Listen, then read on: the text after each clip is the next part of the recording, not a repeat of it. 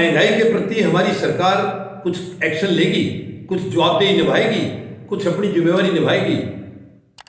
कितनी एक हैरानी की बात है, वर्तमान प्रधानमंत्री महोदय जब 2014 में चुन के आए थे तो अपने चुनाव प्रचार में सीना तान के कहते थे, दिल सीना ठोक ठोक के कहते थे, बहुत हुई महंगाई की मार, अब की बार मोदी सरकार। ये नारा था इनका, ये नारा था। प्रधानमंत्री महोदय, मैं पूछना चाहूंगा, क्या आपको याद है आपका नारा?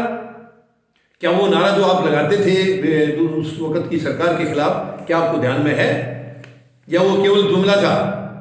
मुझे लगता है वो केवल जुमला था, क्योंकि प्रधानमंत्री महोदय को आज कुछ भी याद नहीं है। कितने लंबे लंबे भाषण करते थे, क्या क्या कमियां निकालते थे उस सरकार में, आज सब भूल गए और उनसे कहीं ज्यादा गलतियां खुद कर रहे हैं, कहीं ज्यादा भ्रष्टाचार खुद कर रहे हैं। कोई चिंता नहीं है, कोई चिंता नहीं प्रधानमंत्री महोदय को, बहुत बुरा हाल है। यानी उस वक्त जब इनकी सरकार बनी थी, उस वक्त अंतर्राष्ट्रीय बाजार में कच्चे तेल की कीमत 105 रुपये बैरल थी, मगर उस वक्त डीजल 53-55 रुपये के आसपास में था और पेट्रोल जो था वो 70-71 रुपये के करीब था, 70 या 71 के आसपास था, और डीजल 53-54 और कुछ दिन के बाद 56-57 तक हो गया था। लेकिन बहुत फर्क था, बहुत फर्क था। इसके बाद इनकी सरकार बनने के बाद कच्चे तेल की कीमत काफ़ी गिर गई, 80 से 83 डॉलर पर बैरल हो गया। 80 से 83, कहाँ 105 था, कहाँ 80 से 83 के बीच में आ गया। लेकिन डीजल और पेट्रोल की कीमतें कभी भी कम नहीं की सरकार ने, वो बढ़ती रही, वो अपने तरीके से बढ़ती। उधर कम भी हो रहे हैं लेकिन इधर रेट बढ़ रहे हैं, रेट लगातार बढ़ते रहे। और जब भी उसके बाद तो धीरे धीरे धीरे हालत ऐसी हो गई थी, पूरा देश देख चुका है, पूरा देश झेल चुका है उसको। सेंचुरी बन गई थी, डीजल की भी सेंचुरी बन गई और पेट्रोल की भी सेंचुरी बन गई, यानी 100 से पार हो गया। और जब सरकार से सवाल करते थे, चाहे वो व्यापारी सवाल करते थे, चाहे वो ट्रांसपोर्टर करते थे या आम जनता, जब भी सवाल करते थे कि डीजल पेट्रोल की बहुत ज़्यादा इनके रेट बढ़ गए हैं, महंगाई बहुत हो रही है और इनकी वजह से हर प्रोडक्ट के ऊपर फर्क पड़ रहा है, तो सरकार का जवाब मिलता था, ये हमारे हाथ में नहीं है। डीजल पेट्रोल की जो कीमतें हैं हमारे हाथ में नहीं है, हम नहीं करते हैं। बताइए, एक सरकार कह रही है कि हम नहीं करते हैं, अगर नहीं करते हैं तो बाद में कैसे किया? यानी बिल्कुल पल्ला झाड़ लिया। और इसके बाद 5 राज्यों के जो पिछले विधानसभा चुनाव हुए थे, प्रधानमंत्री महोदय ने ताकत झोंक दी, पूरी ताकत लगा दी बीजेपी की वहां पर, और मुंह की खानी पड़ी है। इनकी जो हालत हुई है, शायद ये मेरे ख्याल से जीवन में कभी भूला नहीं पाएंगे। जो एक महिला मुख्यमंत्री है वहां की, एकलौती एकमात्र मुख्यमंत्री है महिला देश के अंदर, उन्होंने इनको जो मात दी है, मुझे उम्मीद है ये कभी भूल नहीं पाएंगे, उसको कभी भूल नहीं पाएंगे। तो इनको कुछ झटका वहां लगा है। इसके बाद 32 चुनाव हुए थे अभी, उपचुनाव, जिसमें 29 विधानसभाओं के थे और 3 लोकसभा के थे। इसमें भी इनको मुंह की खानी पड़ी है। इसके बाद उनको समझ में आ गई है कि अब मामला मुश्किल है, मामला खतरे में है।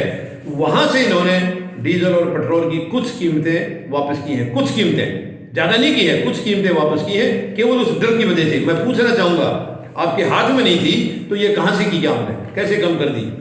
जो चीज आपके हाथ में नहीं है तो आप उसको कैसे कर सकते हैं? आपके अधिकार क्षेत्र में नहीं है तो आप कैसे करेंगे? कल तो आप किसी के घर में घुस जाएंगे, ऐसे कैसे हो सकता है? अगर आपके अधिकार क्षेत्र में नहीं थी तो आपने क्यों की? और अगर आपके अधिकार क्षेत्र में थी, आपने इसलिए की है, तो आपको जो पहले जनता पूछती थी तब क्या दिक्कत थी? जब जनता त्राही त्राही मच रही थी, चिल्ला रहे थे लोग, भूखे मर रहे थे, गरीब बिल्कुल भूखा मर गया, आपने उस वक्त नहीं सुना प्रधानमंत्री महोदय। आपका जवाब था कि कीमत घटना या बढ़ना हमारे हाथ में नहीं है। तो ये आपके हाथ में नहीं था तो आपने कैसे घटाई, कैसे? तो इसका मतलब आपको चुनाव में हार नजर आ जाए तो सब कुछ आपके हाथ में आ जाता है, और चुनाव में जब आपको जीत नजर आ रही है तो आपके हाथ में कुछ भी नहीं है। अब आपके हाथ में सब कुछ आ गया, सीबीआई, ईडी, आईबी तमाम आपके हाथ में है, सब आपके हाथ में, आप जैसे चाहें इनका इस्तेमाल कर देंगे। और जब चुनाव नहीं है तो ये कोई आपके हाथ में नहीं है, फिर ये अलग है, फिर इंडिपेंडेंट है। कैसे लॉजिक आप दे रहे हैं प्रधानमंत्री महोदय? कैसे आप दुनिया को बेवकूफ बना रहे हैं? आखिर कब तक बनाएंगे आप ऐसे ही? यानी एक बार भी आपने कीमतें कम करने की नहीं सोची है जब तक आपको झटका ना लग गया, और जिस दिन झटका लग गया उस दिन से आप जो है ना, आप सीधे लाइन पर आ गए। बेशक ज्यादा नहीं किया आपने, लेकिन कम तो किए हैं। तो कम तो 1 रुपया किया तो भी इसका मतलब आपके हाथ में था, आपकी पावर में था, और ज्यादा किया है तो भी वो। तो कहने का मतलब है, ऐसा माहौल हो रहा है देश में कि ये सरकार बनी है तो केवल 3 उद्योग घरानों के लिए, केवल उनके हितों की रक्षा करने के लिए। बाकी देश इनकी तरफ से कहीं कोई है ही नहीं देश में, कोई देश में है नहीं। अगर ये देश को अपना मानते तो किसानों को 1 साल तक सड़कों पर नहीं बिठाते, तड़फने के लिए नहीं छोड़ते, किसानों को मरने के लिए नहीं छोड़ते। कितने भाई हमारे मर गए हैं, यहाँ से 750 किसान शहीद हो गए हैं, ये ऐसे नहीं छोड़ते। तो ये बहुत ही चिंता की बात है, बहुत ही दुख की बात है, और देशवासियों को मिलकर के इसके ऊपर फैसला करना होगा कि ये झूठ बोल बोल करके क्यों आते हैं, और इनको जब अपने कहे हुए, खुद के कहे हुए मुद्दे आज याद नहीं है तो ये बहुत ही धिक्कार है, शर्म की बात है ये। तो वो क्या सरकार में रहने लायक है? क्या वो सत्ता का सुख भोगने लायक है? सत्ता में तो वो लोग आए जो देश के प्रति जवाबदेह हो, जिसको देश को दिए हुए वचन और कमिटमेंट की कदर हो, और उसके हिसाब से वो अपना कंप्लीट जो वायदे किए उनको धीरे धीरे करके सबको पूरा करें। वो है सरकार, वो है देश की सरकार जो देश हित में काम करेगी। वर्तमान में जो सरकार है वो देश हित में नहीं है, ये कॉर्पोरेट हित में है। तो मैं प्रधानमंत्री महोदय को याद दिलाना चाहूंगा, आप अपने पुराने वायदे याद करिए प्रधानमंत्री महोदय, उसको बैक गियर लगाइए, बैक गियर लगाइए, पीछे की तरफ जाइए और आप देखिए कि आपके क्या वायदे थे और आज आप क्या कर रहे हैं। उम्मीद है आप अपनी अंतरात्मा में जरूर झांकेंगे। धन्यवाद।